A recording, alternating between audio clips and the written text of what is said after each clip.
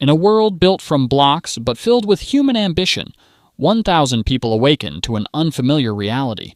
No rules, no guidance, no second chances. If you die here, you're gone forever. They were divided across two colossal islands, a test of civilization itself. One, a paradise of trees and rivers. The other, a wasteland, stripped of hope and color. From the moment the first player set foot on the barren island, despair took root. "Where are the trees?" someone shouted. The answer was simple. There were none. Only one single tree existed, isolated, surrounded by boiling water. Meanwhile, across the ocean, laughter filled the air. On the lush island, people built tools, shared food, and even opened bakeries. They called it the land of life. But paradise has its own dangers: greed, power, control. Even in abundance, humans find ways to struggle. As night fell on the first day, both worlds began to change. On the barren island, tiny communities started forming around that single sacred tree. On the rich island, cities began to rise from the soil. Hope took shape in the unlikeliest places. A humble cook named Remy the Rat opened a small restaurant to feed the starving. His bread became a symbol, a fragile taste of civilization amid chaos. Elsewhere, near the roaring volcano, a man named Lingolini rose with 20 followers. They called themselves the Mafia, not to destroy, but to survive, to trade, and to rule through loyalty and fear. Across the sea, in the lush island's heart, a woman named Cass united 50 people under a single banner, the Cass Coalition. Pirates, bankers, farmers, all working together for a vision of peace and prosperity. But as the first night ended, something became clear. This wasn't just a game. This was humanity, rediscovered in its purest form, where greed, compassion, and survival collide to write history block by block. This was the dawn of a new civilization, but every dawn casts a shadow, and soon that shadow will grow. By sunrise on day 2, the fragile peace that had settled over the islands began to crack. Somewhere in the barren lands, destiny was about to choose its first emperor. Remy, the rat's humble restaurant, had become a beacon of hope, but hope can be dangerous. That morning, a desperate traveler named Shpu arrived at the door, starving, weak, and unknowingly on the edge of greatness. He shared what little food he had, winning hearts through kindness. But kindness breeds envy. Not long after, an assassin struck, blades flashing in the dim light. Shpu lived, and that single fact changed everything, from victim to legend. By nightfall, he had united dozens under one name, the Empire of West Helm. Under Shpu's rule, they dreamed big: a capital city, a coliseum for the brave, and a nation born from ashes. They had nothing, and yet believed they could rule the world. But not everyone shared his optimism.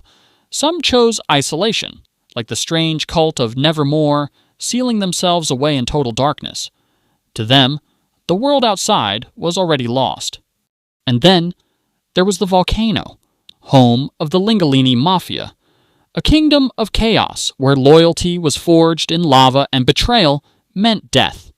Lingolini's ambition burned as hot as the volcano itself.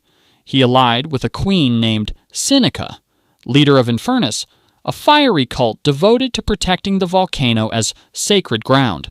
Together, they planned to rule the mountain, and anyone foolish enough to challenge it. Across the ocean, Island 2 thrived.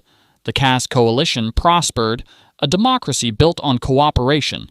Farmers, pirates, and bakers worked side by side, but just beneath the harmony, greed whispered. On the eastern coast, a new superpower was forming, the Commonwealth. 5 nations merged into one, boasting over 100 citizens. Their leaders were proud and power-hungry. But the real story of Day 2 wasn't about peace. It was about destiny.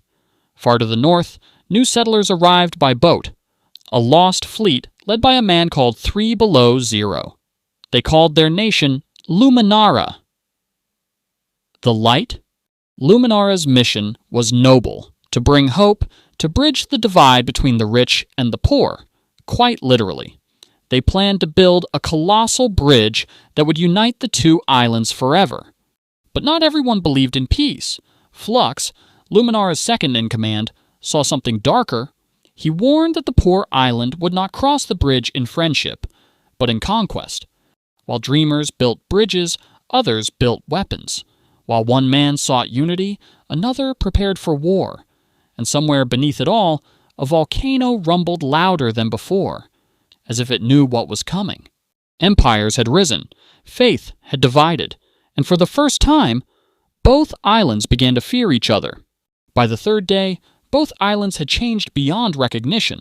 What once began as a test of survival had now become a battle of nations.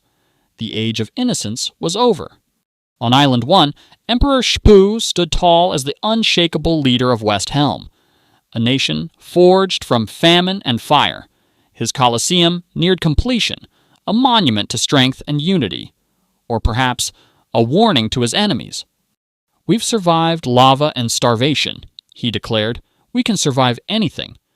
But even as his people cheered, danger brewed beneath their feet. The volcano that gave them warmth could also take their lives. That morning, a council was called by a group known as the Blue Cross. Their mission? To unite all of Island, one before the volcano, or their enemies, consumed them. But unity is never simple. The pirates of Alcaracina demanded gold. The Nevermore cult refused to leave their shadows, and Lingolini's mafia only trusted those who paid in loyalty, or blood. Still, the Blue Cross persisted. They believed that only together could Island 1 stand against the paradise across the sea. If this alliance succeeded, the poorest island on Earth could become its most powerful. Meanwhile, on Island 2, everything that once seemed perfect was beginning to fracture. The mighty Commonwealth, 5 nations strong, was tearing itself apart from within. Miscommunication led to chaos. Believing their land was abandoned, one citizen blew it up entirely. In an instant, paradise became fragile. And while the Commonwealth burned, Cass's coalition quietly grew stronger. Her democracy of freedom and fairness attracted wanderers and defectors from across the island. But even freedom can be fragile. Without rules, chaos breeds creativity and conflict. Her own citizens began arguing over aesthetics. What was beautiful? What was allowed? Far from the noise, another power grew in silence: Tricolor, a medieval kingdom carved deep into the mountains, ruled by a patient monarch named Jophiel. Jophiel avoided politics, but politics would not avoid her. Rumors of colonization, rebellion, and war flooded her halls. And above all, whispers of a united Island 1, ready to strike. So she called for an emergency summit, the greatest meeting in the history of Island 2. All nations gathered, except one. 3, Below Zero, leader of Luminara, sent his second in command instead, Flux. Jophiel stood before them and spoke of unity, of a defense pact that could save them all. But not everyone agreed. Flux rose from his seat, his voice cutting through the air like a blade. He warned that Island 1 was no longer starving. It was organizing. He claimed the Bridge of Peace would become a bridge of invasion. Jophiel countered with hope. She spoke of compassion, of sending food and aid instead of fear, but her words fell heavy on the silent room. That day, the council failed to reach peace, but something much larger was born instead: fear. And fear, once planted, spreads faster than any war. As the sun set on day 3, both islands held their breath. Empires had risen, alliances had formed, and somewhere deep beneath the volcano, the world itself began to tremble.